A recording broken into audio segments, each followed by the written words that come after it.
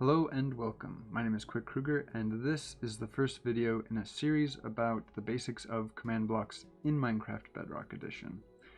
I'm going to take you into my command block research lab. This here's Andrew. Good morning, Andrew. Let's just step into our teleporter.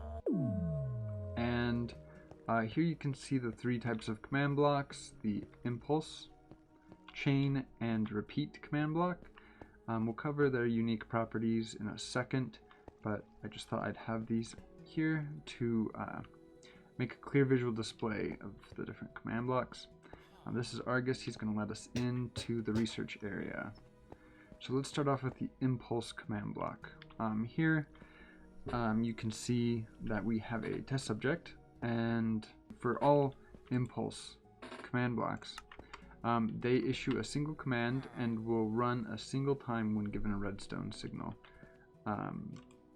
So, for example, if I pull this lever, our test subject is now a witch, and if I put it back and pull it again, it will get struck by lightning, and again it will change them to a witch. Now if we pull this lever, it will get us a new test subject. So simple as that. I won't be showing this the command blocks for this one, but I will for these further ones. It's not easily accessible at the moment. But I can put I will put the different commands used in the description of the video.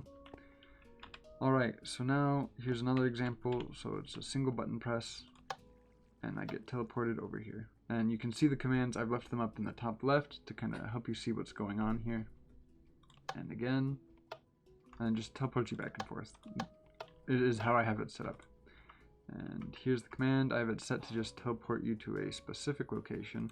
It's similar to how the teleport over there works, though you'll start to understand how that one works a little bit better as I go down the line with the command blocks.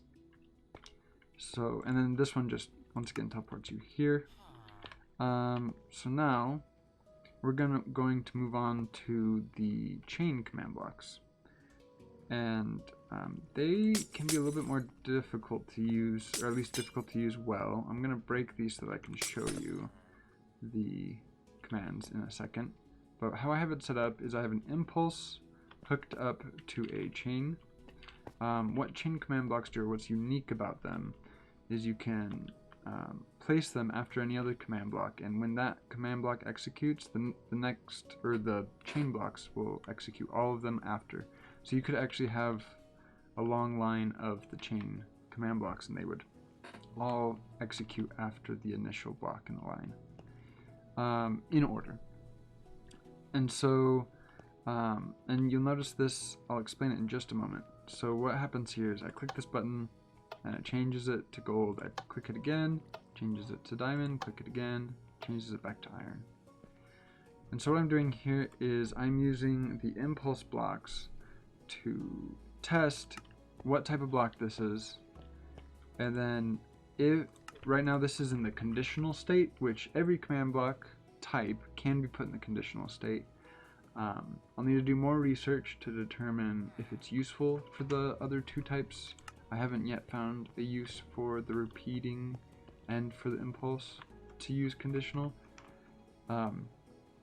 With chain blocks also, if you're using conditional, you might as well set it to always active.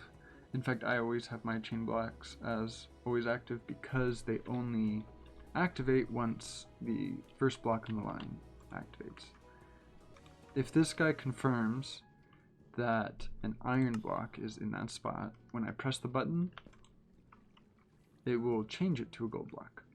And that's where the conditional comes in. The conditional means if this block puts out a true signal, then this one will run.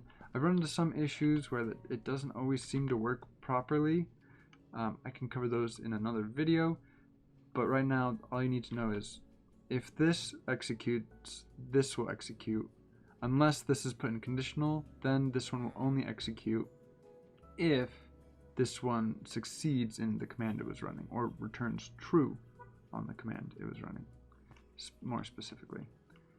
And it's the same sort of sets of commands with these ones. This one checks for gold, turns into diamond. This one checks for diamond and turns it into iron. And I had to finagle a little bit of redstone around. This might not be the best way to do it with redstone. I'm a little rusty on my redstone. But it works. And you can just keep alternating through the different blocks. Alright. That's kind of the best way to cover the chain blocks. Another thing, I guess a good way to think of a chain block is if you want a whole bunch of commands to run sequentially, like immediately after each other, without using a lot of redstone, and you don't need a lot of logic, then these are great. If you do need logic, you can also use these, but they don't always give the results you might want. Okay, so moving on to repeating command blocks. These are great for particles. Essentially what they do is they just, every tick, and you can set a delay, but every tick it runs the command.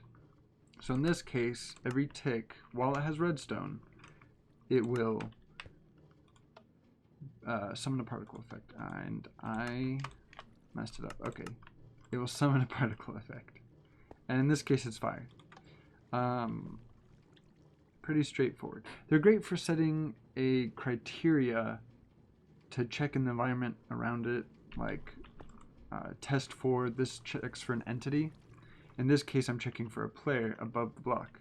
And since this is not set to use redstone, that means it's always running, so it'll always be checking directly above it. And so if I stand here, this command block will activate because this has found a player entity above itself, and therefore it results in true. And then this conditional chain, which we were just talking about, can run this command because this guy is finding a player above him. And so then it runs the command, and yeah, and as long as I'm up here, because this block is continuously checking, as long as I'm above it, this will continuously create a fire particle effect. And then if I step off of it, it will stop because it will no longer be true that there's a person above it. And lastly, here I'm using some redstone again to create a particle effect. What I'm doing is I'm running the execute command, which I'm not going to go over specific commands too much in this video. I'm just kind of showing some basic uses of the different command blocks. But in the execute command lets you run a command as though it was being executed by an entity or a player, instead of as if it's being executed by the command block. So you're executing as this minecart, any minecart that's within a radius of 10, and it's also actually focusing specifically on the spot 1 block above the minecart. And then it's using the particle command to summon mob flame. So I'll show you what it does. It's pretty straightforward. As long as that switch is flipped, all minecarts that are within 10 blocks of this command block will execute a particle command or summon fire particles, I guess more specifically. So if I put a second one on here, then they'll both do it. So, and it looks like I got this guy flipped around. It doesn't really matter. Alright, so that is essentially what is going on today. So in quick summary, impulse block, or impulse command block, is a single execution of a command when given a redstone signal. I haven't really found a use for it to be always active. My guess is if it's set as always active, maybe when you log into the game, like log into the world, it will execute. I haven't tested it out, but I know I prefer to use it just with redstone because it lets me control when it executes its command. Yep. So yeah, they execute a command a single time when given a redstone impulse, is the way I use them. For the chain command blocks, you can set them as conditional and have them after an impulse or a repeat command block. And when the impulse or repeat command block returns true to a command that is given, specifically a test for block sort of a command, or a test for, with entities, that will give a true output if it finds those things. And that will allow this block to run in a conditional state. In unconditional state, this will always run. So I can actually show that.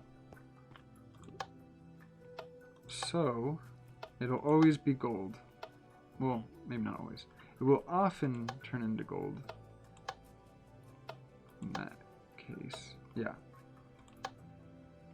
Because of how it's set up. Now I have some things that will make it so it won't always do that, because I just had to set it up the redstone a certain way.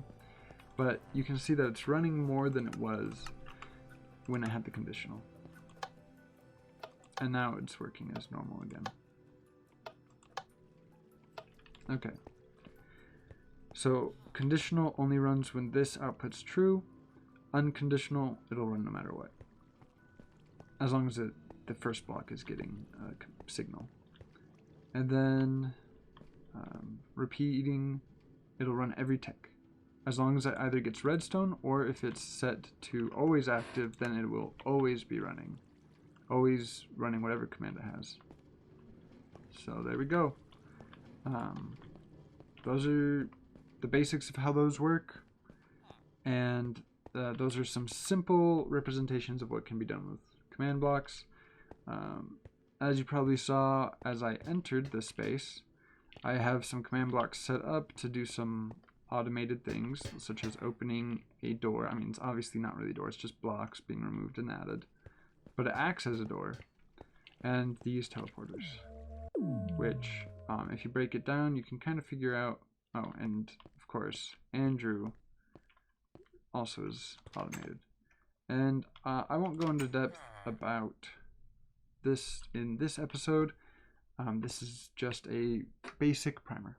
So thank you for watching, and I will see you in the next episode of Command Block Basics, and see you guys next time.